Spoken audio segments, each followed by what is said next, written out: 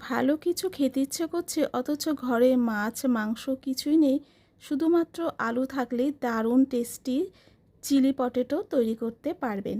তো চলুন দেখে নেওয়া যাক আজকের রেসিপি। এখানে আমি 3টে আলু নিয়েছি আর এই আলু দিয়ে দারুণ টেস্টি আপনাদের সাথে একটা রেসিপি শেয়ার করব। তো পুরো ভিডিওটা দেখতে থাকুন, আশা করি আপনাদের ভালো লাগবে। আলুগুলোর খোসা ছাড়িয়ে বাদ দিয়ে ফেলে দিয়েছি, এবার মাঝখান থেকে কেটে নিচ্ছি, তারপর সাইড থেকেও কেটে নিচ্ছি। এইভাবে কেটে লম্বা করে কেটে নেব, ঠিক যেমন ফ্রেঞ্চ ফ্রাই করে সেরকমভাবেই কিন্তু কাটতে হবে। আর সাইডের অংশটা যদি একই রকম রাখতে চান তাহলে সাইডের অংশটা সামান্য একটু আপনারা বাদ দিতে পারেন। আমি এখানে আর বাদ দিইনি, সবগুলোই নিয়ে নিয়েছি। আর একটু মোটা করে কিন্তু কাটতে হবে, তাহলে কিন্তু খুব ভালো হবে। তো এখানে আমার কাটা হয়ে গেছে, এবার আমি ধুয়ে নেব। ধুয়ে একবার জল পাল্টে পাল্টে ধুয়ে নেব। এবার আলুটাকে সেদ্ধ বসালাম। তো জলটা যখন ফুটে উঠবে তারপর থেকে আমি 2 মিনিট আলুটাকে ফুটিয়ে নেব। তার বেশি কিন্তু আপনারা একদমই সেদ্ধ করবেন না, তাহলে কিন্তু চিলি পটেটো ভালো হবে না। তো দেখুন এরকমই থাকবে, কালারটা হালকা একটু চেঞ্জ হয়েছে। তো 2 মিনিট আমি ঘুরি ধরে এটাকে ফুটিয়ে নিয়েছি। এবার গ্যাসটাকে অফ করে দিলাম। আর আলুটাকে আমি ছেঁকনিতে জল ঝরানোর জন্য রেখে দিয়েছি। আর অনেকটা গরমও আছে, সামান্য একটু গরমটা কমতে থাকুক। আর সেই পাকে আমি কিছু সবজি কেটে নিচ্ছি। তো এখানে আমি মিডিয়াম সাইজের একটা পেঁয়াজ নিয়েছি, পেঁয়াজটাকে এরকমভাবে চৌকো করে কেটে নিলাম। আর এইভাবে খোলাগুলো ছাড়িয়ে নিচ্ছি। খোলাগুলো আগে থেকে ছাড়িয়ে রাখলে আমাদের রান্নাটা করতে কিন্তু সুবিধা হবে। আর তার সাথে একটা ক্যাপসিকামও কেটে নিচ্ছি। যদি আপনাদের কাছে ক্যাপসিকাম না থাকে কোনো ব্যাপার নেই, এই শুধু পেঁয়াজ দিয়েও কিন্তু রেসিপিটা দারুণ টেস্টি হয়। আপনারা বানিয়ে দেখবেন বন্ধুরা, দারুণ লাগে। সবসময় তো আমরা ননভেজ খেয়েই থাকি, মাঝে মধ্যে এরকম একটা রেসিপি আপনারা বানিয়ে খাবেন, মানে বারবারই সবাই বলবে যে এই রেসিপিটা আবার করতে। তো এবার আমি পেঁয়াজ পাতা কেটে নিচ্ছি। তো আপনাদের কাছে যদি পেঁয়াজ পাতা না থাকে কোনো ব্যাপার নেই, আপনারা পেঁয়াজ পাতার জায়গায় ধনে পাতা নিঃসন্দেহে দিতে পারেন। তো আমি এখানে পেঁয়াজ পাতা আর হোয়াইট পার্টটা আলাদা রেখেছি আর গ্রিন পার্টটা আলাদা রাখলাম। এবার একটা পাত্রে এই আলুগুলো নামিয়ে নিলাম। আর দেখুন এরকমই নরম থাকবে, খুব বেশি কিন্তু নরম না, খুব বেশি নরম হলে কিন্তু এই খাবারটা ভালো হবে না। আর হালকা একটু গরম আছে আলুটা, এই হালকা গরম থাকতে থাকতে এখানে আমি আলুর ভিতর দিয়ে দিলাম 2 চামচ কর্নফ্লাওয়ার আর চালের গুঁড়ো দিলাম 2 চামচ, তার সাথে এখানে দিয়ে দিলাম গোলমরিচ গুঁড়ো, নুন দিয়ে দিলাম আর কালারের জন্য দিয়ে দিলাম কাশ্মীরি লঙ্কা গুঁড়ো। কাশ্মীরি লঙ্কা গুঁড়ো কিন্তু কালারটা খুব ভালো আসবে, এটা কিন্তু ঝালের জন্য নয়। তো একটু মিশিয়ে নিচ্ছি। মেশানোর পর আমি অল্প অল্প জলের ছিটা দেব, যাতে এই যে কর্নফ্লাওয়ার আর চালের গুঁড়োটা দিয়েছি সেইগুলো যাতে এই আলুর গায়ে সুন্দরভাবে কোট হয়ে যায়, সেই জন্যে একদম অল্প করে জলের ছিটা দিচ্ছি। বেশি কিন্তু জল একদমই দেবেন না, একদম সামান্য জলের ছিটা দেবেন, একদম সামান্য সামান্য। আপনারা দেখতেই পেলেন আমি কত কম জলের ছিটা দিয়েছি। আর দেখুন সুন্দরভাবে কিন্তু আলুটাকে কোট হয়ে গেছে। আর চালের গুঁড়ো কিন্তু অবশ্যই দেবে, তাহলে কিন্তু ক্রাঞ্চি ভাবটা আসবে। তো এবার ভেজে নিচ্ছি। আর তেলটাকে আমি এখানে অনেকটা হাইট করে রেখেছিলাম, হাইটে গরম করে নিয়েছিলাম।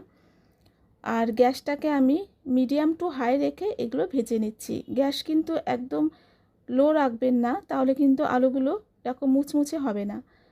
আর লাস্টের দিকে হাই হিট করে দেবেন, তাহলে একেবারে খুব সুন্দর ভাজা হয়ে যাবে। আর তাড়াতাড়ি ভাজাটা হবে অথচ ক্রাঞ্চি ভাবটা থাকবে। তো ভাজা হয়ে গেছে এগুলো, আমি এবার ভালো করে তেল থেকে ঝরিয়ে তুলে নিচ্ছি। তেলটাকে একটু ভালো করে ঝরিয়ে নেবেন। আর তেল কিন্তু খুব বেশি টানে না, এখানে খুবই কম টানে। আওয়াজটা শুনে বুঝতে পেলেন যে কতটা ক্রাঞ্চি হয়েছে।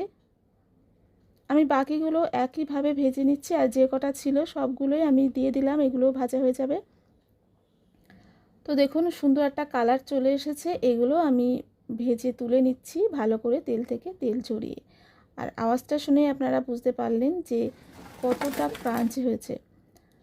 যেটুকু তেল ছিল অনেকটাই তেল ছিল, তো সেই তেলগুলো তুলে নিয়ে আমি 2 চামচ মতন এতে তেল রেখেছি।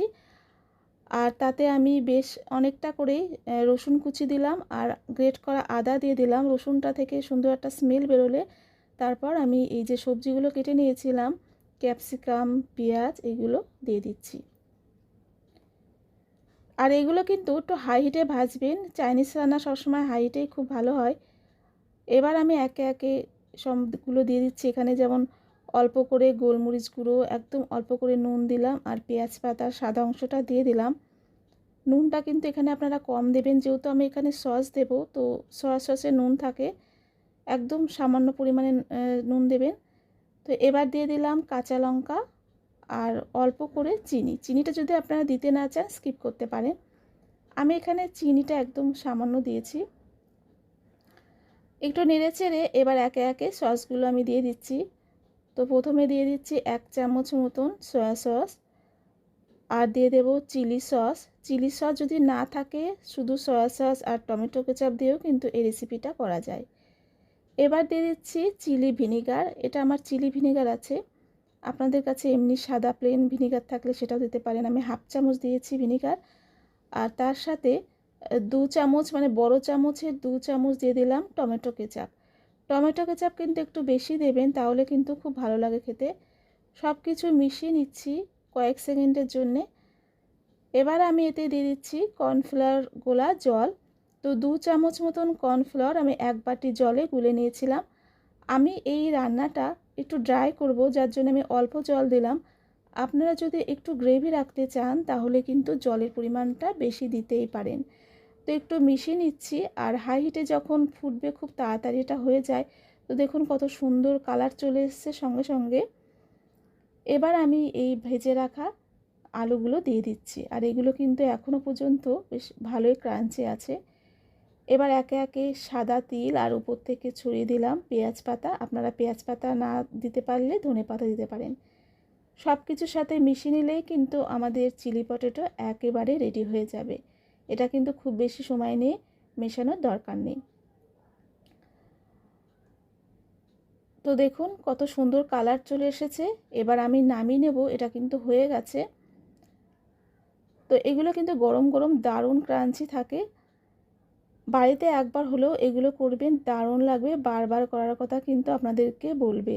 দেখুন কত সুন্দর কভার হয়েছে আলুগুলো। এগুলো খেতে এতটাই টেস্টি বন্ধুরা, একবার হলেও বানিয়ে দেখবেন। ভিডিওটা ভালো লাগলে অবশ্যই একটা লাইক, কমেন্ট, শেয়ার করবেন, আর নতুন হলে সাবস্ক্রাইব করে পাশে থাকবেন। সবাই ভালো থাকবেন, টাটা।